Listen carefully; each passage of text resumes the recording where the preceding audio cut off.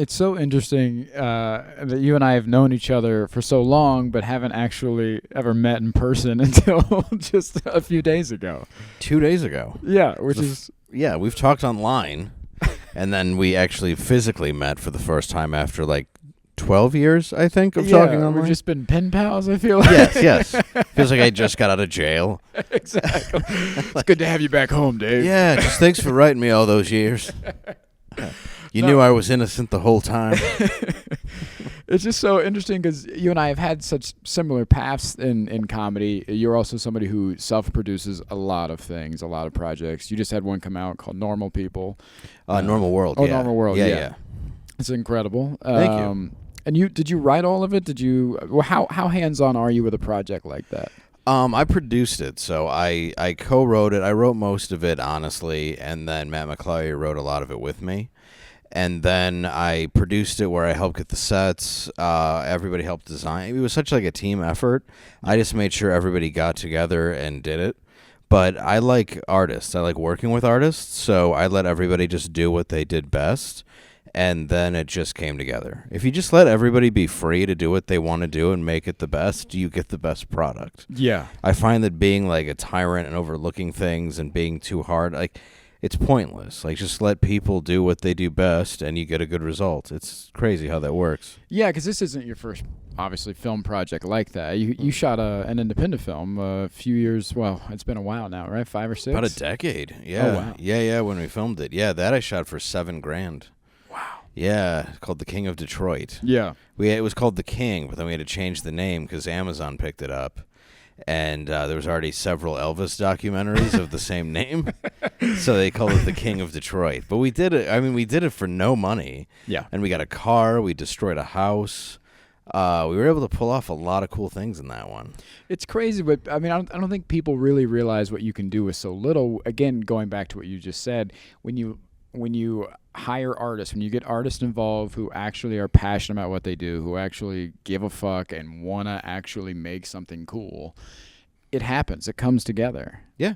I shot my first film, but we did it for $5,000. It was one location. We had a great cast, great crew. It was so funny because some of the crew was actually making lunch or food while we were upstairs filming something, and then it was we became a family. You just, of course, you get the right people around and the right people involved, and it just comes together. Do you allow for ad-libbing and all that? Oh my God, yeah. Yeah, there's no reason not to. That's what Christopher Guest does, and I always everything on the paper doesn't really. It matters to the sense of structure. Yeah. But in our sketch show, Demon Molesters is the last one. And that one it's the entire thing is ad-libbed. I mean, it's just it just happens. So the whole thing is this was the idea, and then we just did it. And we're well, I hope that works. And it does. It's great. Yeah. 2 things on that. One, I just love that that's a sentence, in the last of course. Demon Molesters. And it was said so seriously. When we were working on Demon Molesters. Yes, you know that one. You know that. Classic. We should turn into a short that says it's called Don't Hit Send. So people watch it, and it gets mostly positive reactions oh, you got me, because it's a setup a horror movie. Yeah. Or there's even people reacting to it. It's hilarious. There's this kid who's 12 who did a whole watch and react, and he's just dying laughing at the end. But people watch it as a horror movie, and they're you could warn me, it's just about having sex with a demon at the, it really comes off as a horror movie at first. It's well, then it wouldn't be fun. Yeah, that's half the fun. I'm tricking you. Yeah, and the other thing in that is again, letting people be who they are, and I feel so many screenwriters, they get so married to the script, or they get so involved or so attached to it, but you lose that natural feel to it. You lose that natural interaction. Those, you shoot it. I shoot the scene usually 1 or 2 times until we get it.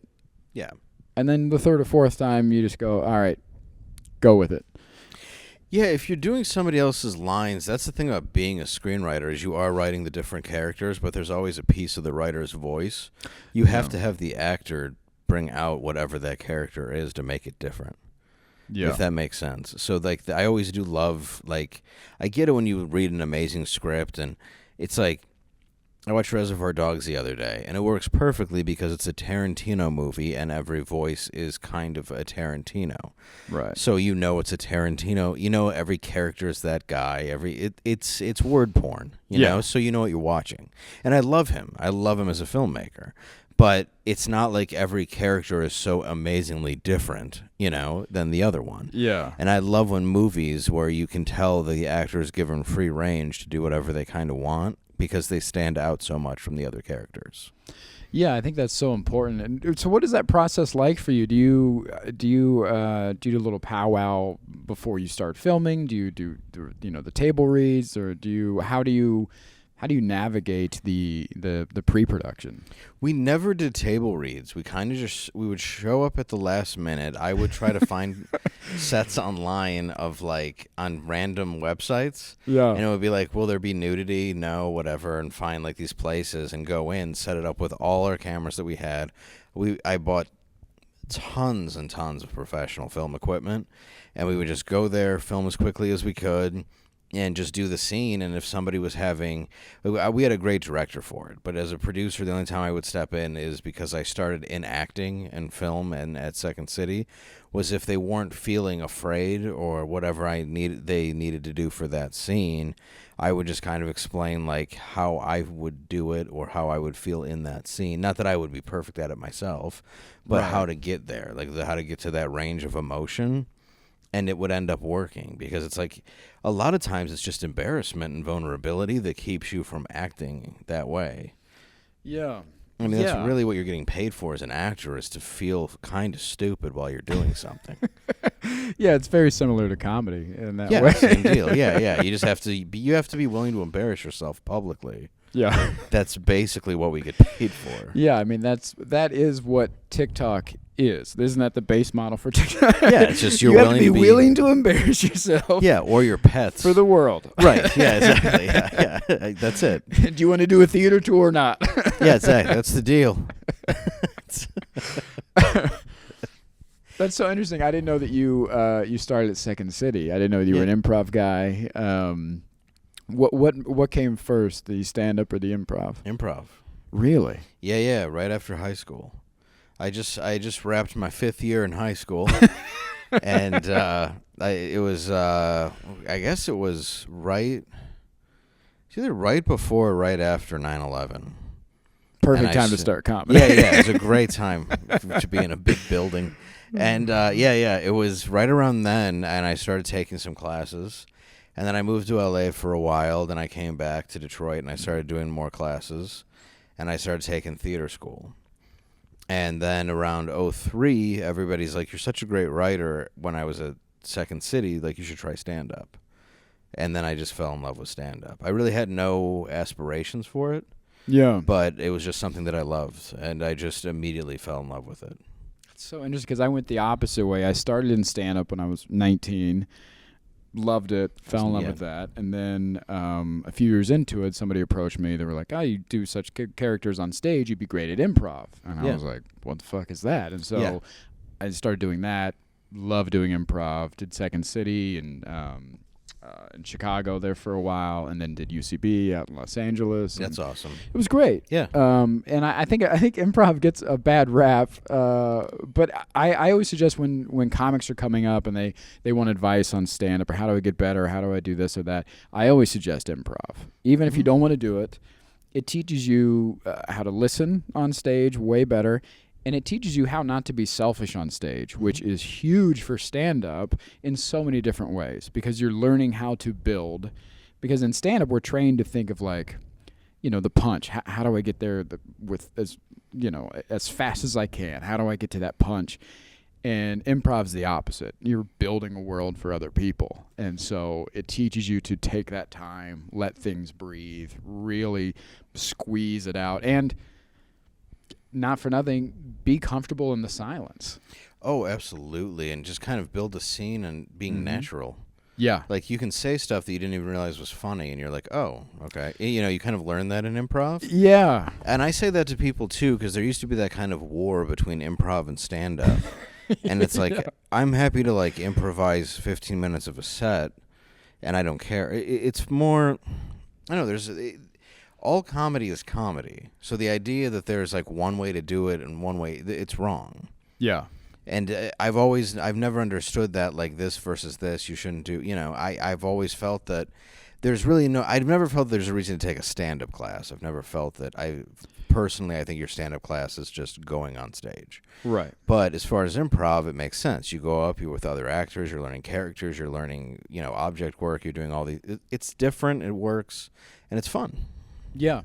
Yeah, it reminds me of, there's a great piece of advice from Walter White, Bryan Cranston. Yeah. And he was talking to my friend Ben Glebe. He was on his podcast, and Ben was talking about commercial work and how he was kind of embarrassed to do commercial work and this and that. And Bryan kind of scolded him a little bit and was like, he corrected him, and he was like, no, it's acting, it's work. Yeah. Commercials are still working. Like, you need to be going out for all that. It's good training. It's good this and that. It's looked down upon. It is the improv of acting. You're like, you do commercials? Like, yeah, I'm fucking working.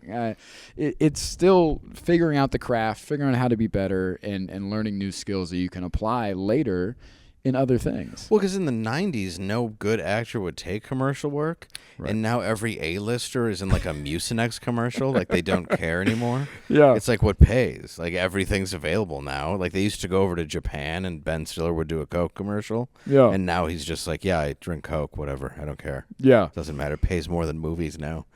It's fine. Yeah, I got $11,000 once to do a Ford commercial voiceover. Because I'm very, like, flat and, so I could monotone at times. So all I had to say was, no, that's rust. And then it ended up going national, and I kept getting checks. And I was like, this is stupid. Yeah. Yeah. I didn't feel embarrassed about it at all. It was great. There's no reason anyone should make money for that, but it's fine. Yeah. I feel like that there's a little bit of that going on. We're seeing a shift in that with the cruise ship world, where, cruise ships used to be thought of as like, oh, you're doing a cruise ship. And now it's like literally everybody's working cruise ships. It pays well. Yeah. You're out all the time. You're getting, and it's like, it's almost like a default setting now. You're like, oh, you're not doing cruise ships? Like, yeah, well, because no. At one point in comedy, it was so bad because it's like you had to be a cowboy or you had to be some sort of niche. And then you had to do a welcome aboard show, which I don't know if they still do, but to me that sounds painful. Yeah. Because not that if you're a very happy person who's like enjoys meeting people, that sounds great. Yeah. But if I'm standing there looking at people like old people in a fanny pack, I'd be like, yeah, it's going to be a great cruise. It's going to be gonna have a lot of fun in the old carnival here. I'm going to go back to my cabin and pray for death. Like, it doesn't, but there's no difference between that and any other gig, in my opinion. No, yeah. It was just the whole having to stand there and pretend to be happy. Yeah. I don't do that on stage. Like, I'm not pretending to be happy. Yeah. Like, I'm just telling my story. Which, I mean, you have such an interesting story as well, and such great dark humor, which I fucking love. It's right up my alley. Thank you. And, I'd be remiss if we didn't talk a little bit about the era that we're living in now, and this, because I feel like we are living in kind of like this gotcha culture, you know. People are wanting to cancel you first and hear the context later. Mm-hmm. And it's so interesting. We were talking about this just a while ago. Ed and I were about the idea of perception and how no matter how you're crafting a joke, no matter how well it is, you can't control how it's received in the audience. Even simple things, like last night you had a great joke about how you were taking your son to go meet your parents, and they passed on, so at the cemetery, and you're talking about death and this and that, and you have a great line where you say, they still vote. Yes. And the perception of the audience, depending on what side they're on, mm-hmm. they could think you go either way. They could go, oh, he buys into that idea that dead people are vote. He's on my team. Or the other thing is like, oh, I knew it. I knew that. He's with me. But you can't control that. No. And that's such an interesting take right now that we're living in, because it's amplified now. The difference between now and back then, before social media and all that stuff, is now it's not just one or two people hear that and they go, I didn't like that joke, or I didn't whatever. They go tweet about it. They make a TikTok. They do whatever. And now the world gets to put a spotlight on that line and go, okay, what does he really mean here? Yeah, he believes that elections are rigged. Right. Which they are.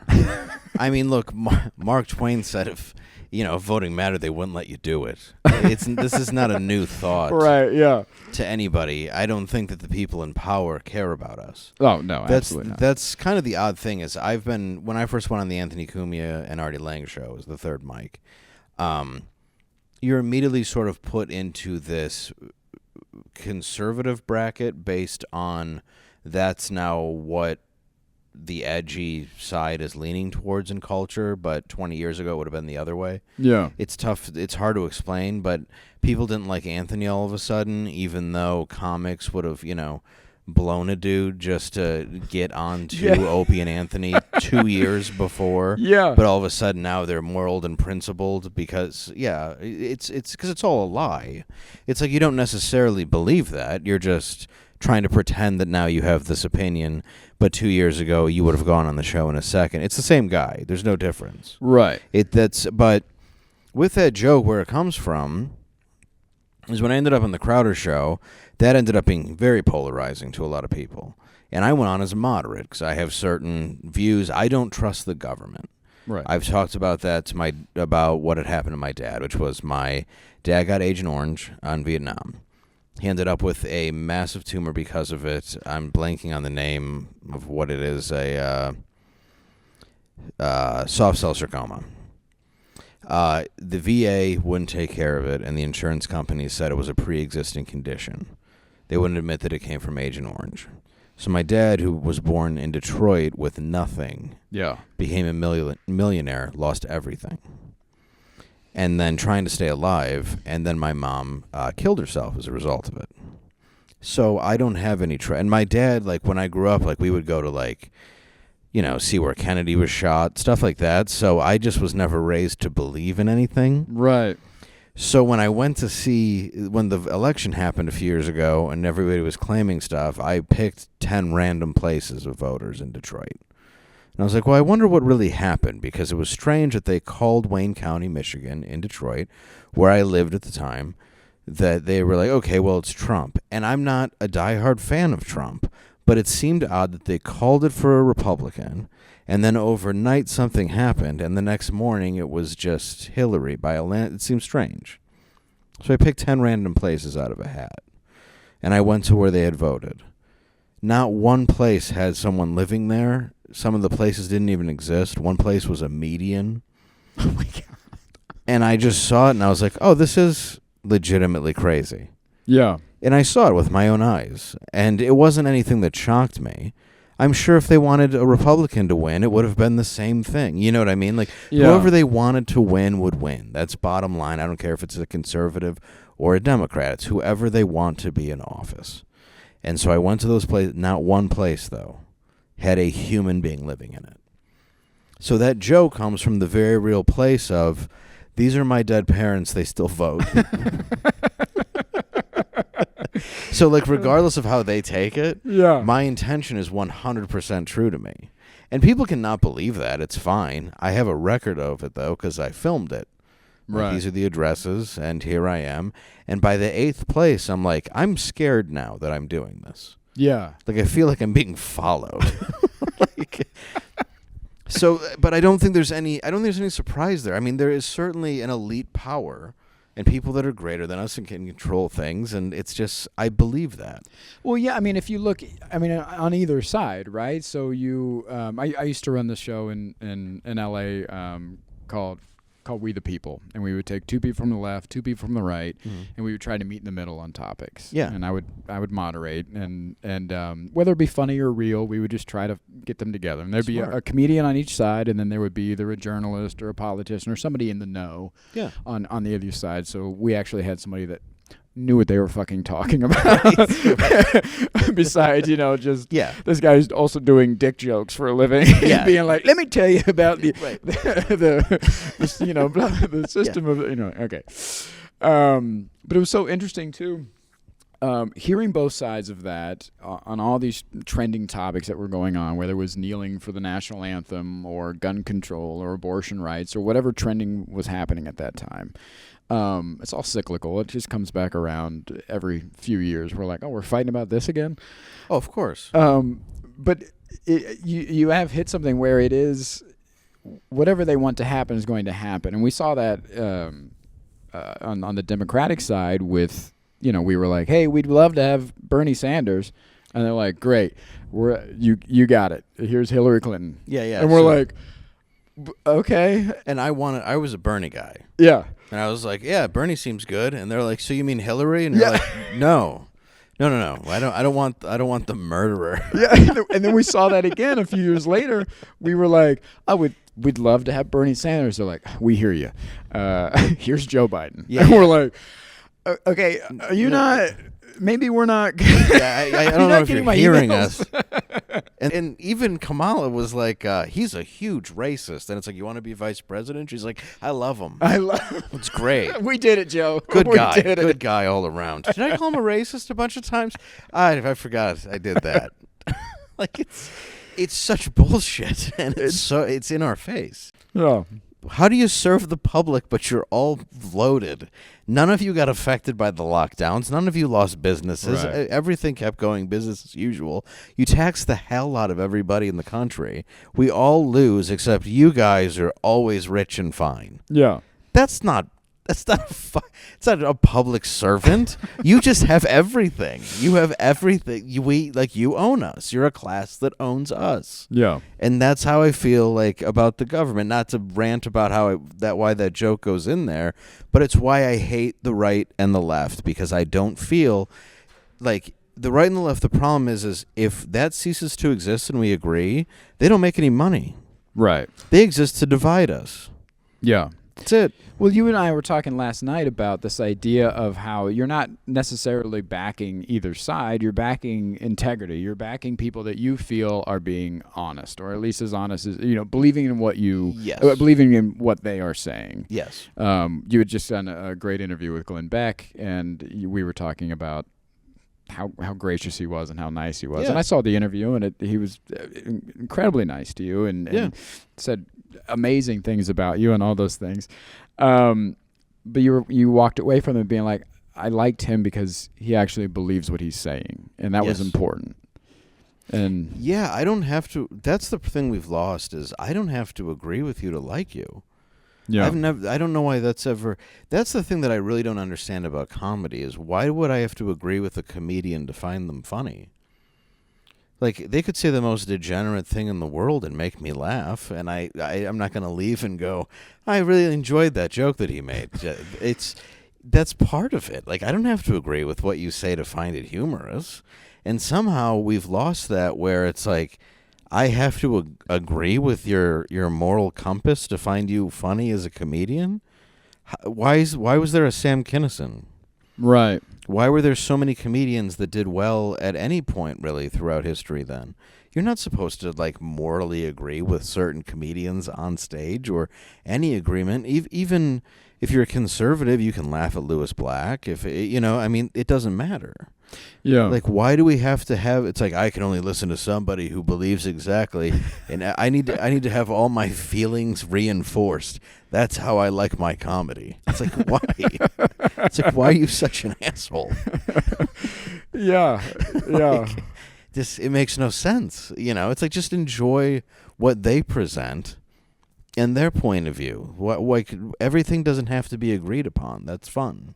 No, and I think we've lost the idea of challenging conversation, and we've traded it in for cancellation. Yes. If it's so easy to just write somebody off on one action or one merit, and then just put a label on them and then move on and leave them behind, instead of actually engaging with them, which would actually make things better. If I did not agree with something you were saying about whatever, abortion rights or whatever, instead of just writing you off, this guy's an idiot, the correct thing to do would be engage with you, see why you feel that way, let you know how I feel about it, and then try and see if we can why are we not on the same page on this? And sometimes people come around and sometimes they don't. There's, there was a thing when I was on where I debated him, and it wasn't even meant to happen, but it's like I just couldn't get past this dismissal of rape and incest because it was a small number. Yeah. And it's like, look, that doesn't matter. An idea of a small number doesn't take away the humanity of the people that have to suffer. And to say that the life inside is somehow more valuable than the life of the person who's been raped is not fair. Like, that's a pro-life argument is not ignoring the life of the woman who has to have a child raped into her. Like, that's not. And I was shocked because a lot of the Christians who you would think would immediately jump on the side of pro-life no matter what had come over on my side. Really? Tons of them. And it really meant a lot to me because I was coming from a place of empathy. Because I know people, honestly, and it's not just like, no, I swear I do. Yeah. But honestly, I know a girl very well who was brutally raped and had the kid because she was forced to, and is a model of somebody who would be like, look, she raised her, loves her, she doesn't, that sort of thing, regardless of what happened. She's a model example of somebody who, you can see like, look, she still had the baby and it all worked out. But she'll still tell you that she hates the fact that she didn't have that choice. Yeah. And that's the problem, is there should be that choice. And there's some things in this world that are none of your fucking business. And that's the part that really bothers me, where it's like, what are you fighting so hard for? You walk past people on the street who are suffering. You have all these arguments about health care. You have all this other stuff that you want to take stuff away. You don't want to give certain people money because you say that they're feeding off the system. But then when it comes down to it, it's like, but we want to make sure that baby comes out because, Jesus. Yeah. And you're like, but you don't want to fucking help the mom in any other way. You don't want to do anything else. But but that's your argument, is because that's not love. That's you doing nothing. Sorry to be so ranty, but it's No. You're doing nothing. You're making somebody else do all the work so you can feel virtuous. So you can feel better about yourself and your morals. And you're like, see, I did a good thing. Yeah, see, I made my kid walk around all day carrying a poster of a dead fetus because I'm going to go to heaven. See how I'm a good person? I've scared my child. That's what I don't get. It's like, if you one of the best things I've ever heard, and I've always thought about it, and I've heard about it's 30 years it's been in my head, but it's like, be the change you want to see in the world. Yeah. If you want to raise your kid, like, I have a child I love more than anything. It wasn't a choice to be like, should we? It wasn't. It was just, we were happy, we wanted a kid, done. But it's like, I raise him to be a good human being. I love him. I want him to be a good person. I'm a good dad. I'm shitty at a lot of things. I've done so much wrong in my life, but I want him to be a good person. And it's like, do that. Yeah. If you want to be a good person and create good people in our society, do that. You don't do that by forcing other people, screaming at other people, getting involved in other people's business that's not yours. You have no right to tell other people what to do. And I'm not going to tell another woman. I'm not another woman. Well, these days. But I'm not going to tell a woman what to do. And that just comes down to it. And I get tired of that argument, because that's not like, there's just no right that I feel that I have to tell somebody else what to do.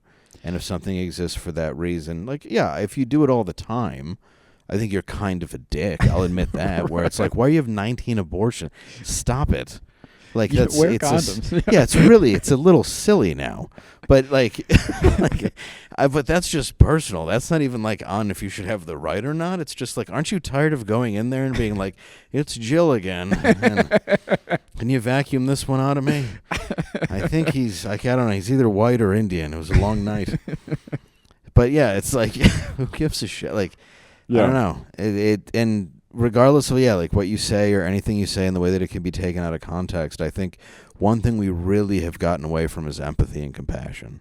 And comedy was always a way to kind of shine a light on that. And when we take that out of context, we ruin the integrity and the purpose of it. Yeah, I couldn't agree more. And similar what you said. I was talking about, big government and elections and stuff like that with my friend, and he was asking me about my community, if I was on the board in my community, and if I was, voting in local elections and all that stuff. Because at the end of the day, that's how you make the change in the big government that you want to see. Is you start in your neighborhood, and you start local in your city, and you start there. And I think a lot of people bypass that or don't understand that. And this is direct change that you can see in your life right away, and be an active member in your community first, and then start to reach out. If you live in a subdivision, go to just where you get your streets plowed. Yeah. And you'll go there and it's like 3 old people barely holding on because they actually understand how direct you have to be with any sort of local group. And they're like, would someone take over when we're dead soon? And you're like, oh, man, I shouldn't have come here. I don't want all this. But yeah, they think that only voting for president matters, where it's like, it really doesn't affect you all that much. No. Yeah. And then really what affects us most is media. And that's really the reality. Social media and misinformation and everything else, where we don't know what we're being told. We don't know if what we're being told is true. We were talking about that yesterday, where news is being called entertainment, whatever side that it's on. And it's all fear-based one way or another, and you really don't know what's going on. No, you can find whatever you're looking for, and that's the problem with, again, social media today and just the internet today, is you can find whatever you want. You can, whatever you type in that search bar, you're going to find a website that backs up your ideas. Of course. How crazy or how true they are, you're going to find a website, and that's where we're at, where you just don't know again what to believe, what's real, what's not, and there's a bunch of people out there that are just guessing. Yeah, and with a lot of things going on in the world, you have the right to guess, because you go, well, why did this train derail here, holding 1 million gallons of some terrible chemical? Like, I don't know if you should have 1 million gallons of milk on a train. That seems like a bad idea. Why would you have poison? An entire town now lactose intolerant. Right, like, it seems like a bad idea to just even allow that. Like, how many you got on there? 1 million. A what? On one? That's it. No. So it's like that, and then while it's happening, they're like, oh, there's a spaceship, there's a Chinese balloon spying on us, and you're like, I'm sorry, are you saying that the spyware, the actual gear that they're sending over to check up on us is just a hot air balloon? And then next thing they're like, we shot down a UFO over Lake Erie. Where is it? I don't know, we couldn't find it. You couldn't find it? It fell where, like, the Model T would during the Rum Runner days? Like, where? How deep is it that you couldn't find whatever? Yeah. Like, you're just hearing all these things where you're like, well, something's not accurate, right? Like, you guys are lying about something. It's like 2 truths and a lie. You're like, all right, pick out. There was a train derailment. It's radioactive. Right. There's a UFO getting shot down and a hot air Chinese spy balloon. You're like, which cup is the truth under? You're like, oh, man. Yeah. This was tough.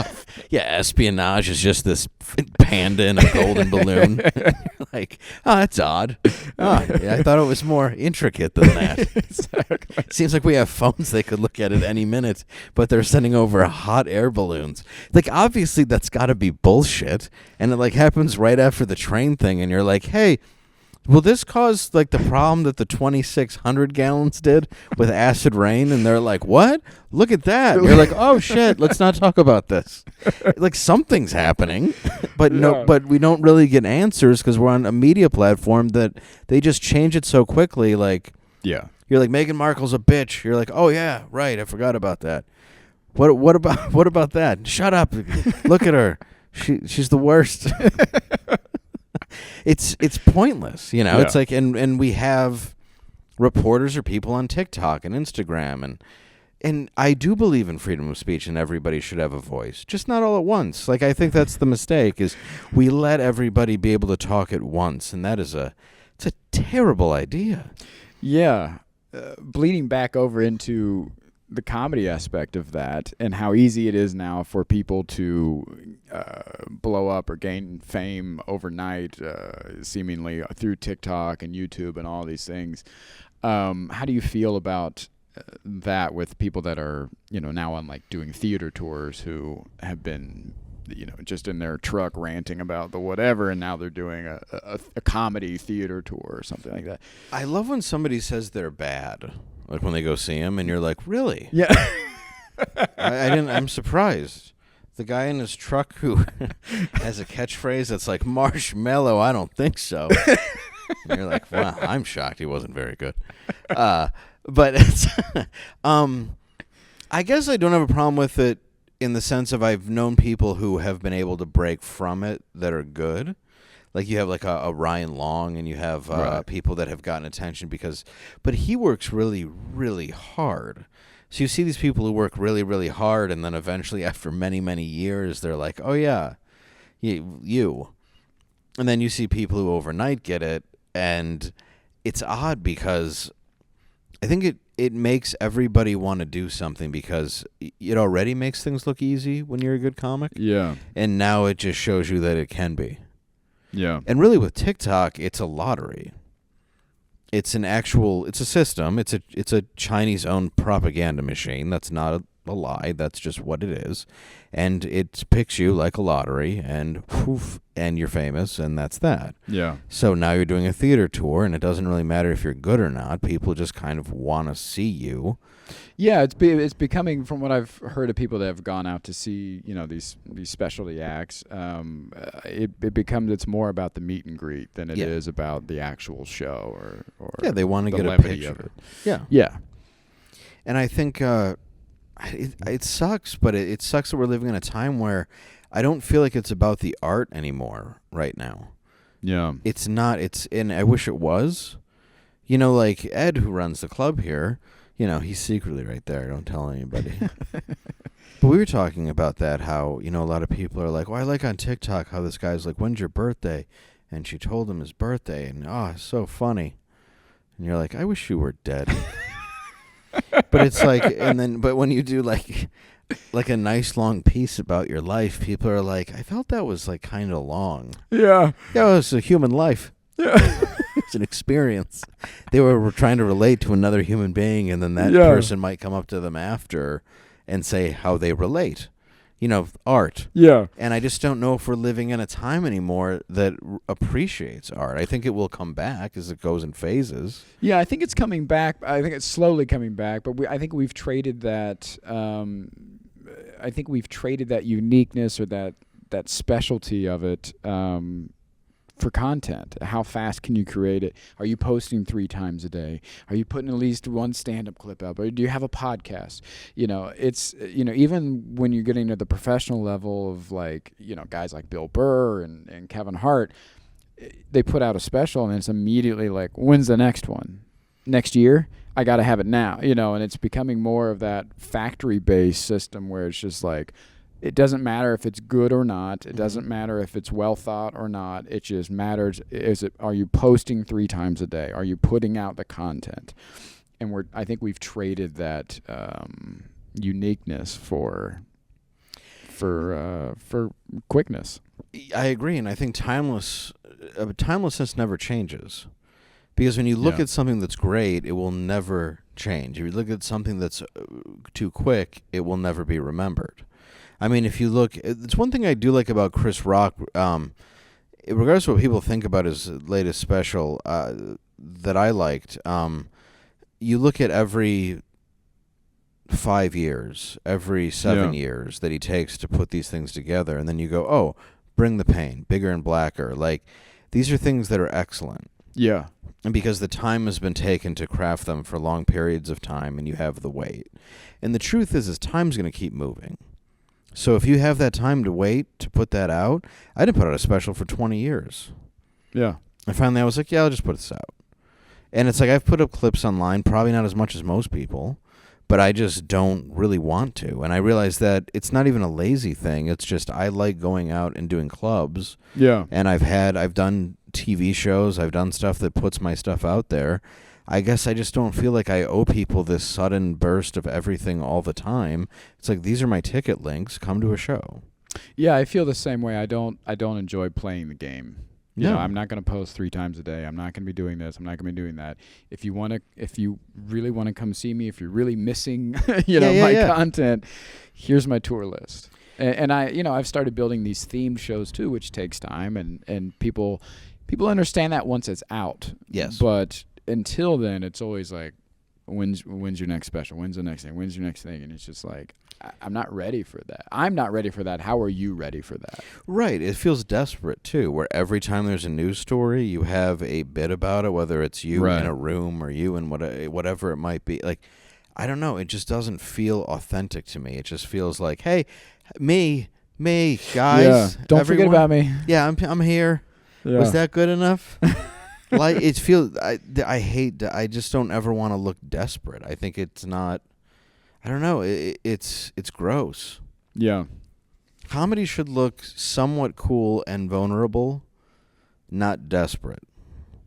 So you and I operate in this. I have a lot of dark stuff. I talk about, grief a lot and self-care and like all these things, suicide, religion, all these things. As well, you do. Yes. What? You had laugh after death. Yeah. Yes. Yeah. What do you think that is about that darkness and opening up on that pain that really makes it funny? Because that's a hard thing to do, and not everybody can do that. I think it's authentic. I think it's the only way that you can actually expose who you really are, because if you're not doing it, you're not being the real person to the audience. I think when you're young, you have that sense, if you're dark, that you, like, when you were young, did you read like horrific, like dead baby jokes, for example, and like laugh really hard and feel guilty? There was no guilt. Yeah, see, like, I never necessarily... See, I was the same way. I never necessarily felt guilty, but I just knew, like, it was wrong. Yeah, but I would, like, I thought it was wrong. I was always laughing. I think it's cathartic in the sense of we're supposed to laugh at all the horrible stuff in the world, because what else is the point of, like, holding it in until you just get angry and mad and yeah. It's there's no need to be sad about it all the time. So, like, to deal with everything that's happened in my life, I make fun of it. Like, there was a guy in the show the other day where he had said he was in the back of a cop car because his girlfriend's mom had killed herself, and I was like, "Oh, were you still together?" And he's like, "No," and I was like, oh, okay, so, like, you didn't really care at the time, right? And he's like, well, I mean, I did, because they thought I murdered her. And I was like, well, that's good that you didn't, I was like, wow. I didn't find my mom, but my brother did. That's a whole thing he's going to have to deal with. And the whole place is tight. This dude's crying, laughing, because he's found a dead body. But I was like, it was always weird dealing with my mom being bipolar, because it was right after my son was born. She'd be like, can I babysit? And I'm like, gotta be honest, like, if it's from 3 to 5 and you decide to hang yourself at 4, like, at least do it from a ceiling fan so he's got a mobile to look at until I get home. And, like, finally the whole crowd just, like, they breathed and they were laughing, and it's like, it's a horrible thing to say, and, like, right. About my mom, but it's true. Yeah. Like, how else do you deal with the fact that it's like, you're really bipolar and I don't want you to watch my kid? Like, I don't want you to be like, hey, I'm going to take the baby out for a drive and then decide not to open the garage. It's just a weird thing where, it's just, you have to be honest with yourself about it and with an audience about it, because everybody in the world experiences pain. And what's funnier than that at times? Yeah. Especially when you're removed from it. Yeah. Like, my mom got buried in a wedding dress because it was her favorite dress, and I was like, we can't do this. Like, what the fuck are we, like, it's a bipolar woman's will. We don't have to honor this. And then they honored it, and I'm just sitting there. My mom's in a wedding dress in a coffin, and they're like, what happened? It's like, what the fuck do you think happened? She died of good ideas. The groom changed his mind. Yeah, it's yeah, my dad's in a tux. It's it's the worst feeling in the world. And she wore that dress to my wedding. Wow. Wrap your head around that. Wow. I invited her to our wedding, and she goes, wore a wedding dress. A wedding dress. She's like, well, I'm going to a wedding. I would wear a wedding dress. And I'm like, no, Mom, you wouldn't wear a wedding dress. The bride would wear a wedding dress. And she was insane. So she's like, okay. So she shows up in a wedding dress, and I'm like, this is great. And so, like, at one point, I'm dancing with my mom, who's in a wedding dress. There's friends like, I always knew it about Dave. Yeah, yeah. They're like, for his mom. Yeah, and I have, they're like, is there two brides? This is strange. And, my wife is really putting up with it very well for a woman who should be angry, but is very compassionate to being bipolar. And I know how funny it is, but in the pictures at the moment, it was not.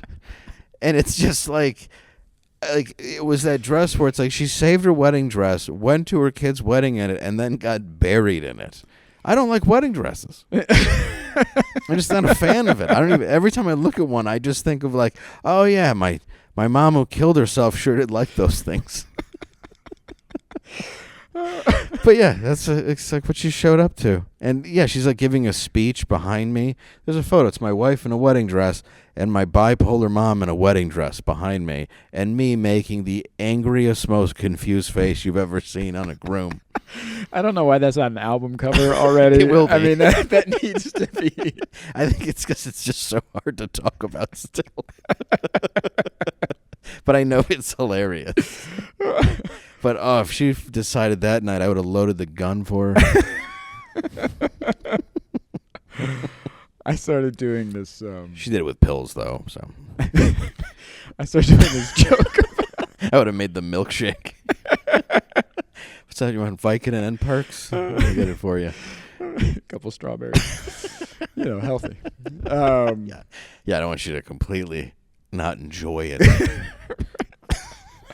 I started doing this joke about when my stepfather Wayne he passed away in the winter, and so that's when we buried him. We decided not to wait. We're pretty progressive. Yeah. And so when spring came, they found out they buried him in the wrong cemetery plot. And my mother calls me and she's crying and she's upset. And I'm like, well, what are they going to do? And she goes, they have to dig Wayne back up and move him to the right cemetery plot. And again, my mother's crying, and I'm like, I want to make her feel better. And so I go, well, look at the good news, Mom. We get to see Wayne again. And when I tell you, crowds do not know how to react to that joke. But it's funny. My mother laughed so hard after that. She went from crying and being upset to laughing with me. Yeah. And and once you get my mother going, it was special. And I think that's something that bonds us with a dark sense of humor. It was like if it makes Mom laugh or makes Dad laugh, you know what I mean, then it's okay, then it's good, and I like that feeling. And and then you grow up, but of course that's all, this is for your therapist, not really for the audience, but that's what it is. It's just us on stage just trying to get Mom to laugh. And you're trying those dark things, you're trying those intimate things, and a lot of times you're getting reserved laughs or this or that, but afterwards the show you're getting that honesty from audiences that are like, oh, I shouldn't have laughed at that, but that was really funny, or my mother did this, or you're getting that connection, which is much deeper than just, oh, we had a great time. Yeah, I don't want you to have a great fucking time. I don't care about you having a great time. I want to connect with you. And they do in a way that is different, because you learn, it's like Patrice O'Neill said, you learn how to kill and then you learn how to do comedy. Yeah. And it's like once you crush, you're like, I get it. And then you're like, now I want to do this. Yeah. When you have somebody come up to you after a show and tell you like, I'll tell you what, we had to dig up my mother. You know what I mean? Yeah, exactly. And it's like that means the world to you, because they sometimes they've never told anybody. Right. And it's like that feels amazing, because it's like there is that connection where they just want to go like, yeah, I thought it was really fun, and every now and then you can say that to somebody in these moments where they've never shared it. Yeah. And like Matt McClowry's opening for me this week, it was the same thing where he was violently ill, and I was driving him home from this gig because his dad had just passed away. Mm. and he's really sick. His dad passed, and I'm like, the whole time, and I'm like, you think our dads are playing football in heaven? And he's just like sick and laughing. He's like, shut the fuck up. It's like he just couldn't. And like, he's so funny. Like, people, I remember like right after it happened, a guy walks up to us and goes, I can get you a tour of a local distillery if you like. And he goes, yeah, my dad drank himself to death. Oh, Jesus. And I just burst out laughing. And the guy goes, well, you don't have to drink liquor to enjoy a tour of a distillery. He goes, yeah, you do. Because at the very least, it shouldn't be the thing that killed your father. Right. And I'm just howling. It's just so funny. Like, that's how we've always been. Like, I remember his mom was getting very depressed after his dad died. And I said, yeah, that's how my mom was. And Matt just goes, oh, well, that's good news. Thanks. We know that story. Yeah, she wanted to get fitted for a wedding dress, Dave. Yeah, listen, if your mom starts looking for wedding dresses, we're done. You need to call somebody. Yeah, it's like, yeah, and I think, like, even what we've just experienced now, it's like, it's fun to just talk about the stuff that is dark and is painful, because there's nothing funnier than alleviating pain. And in the smallest scale, a joke is something that eases tension. So easing pain inside of comedy is the most amazing thing that comedy can do. Yeah.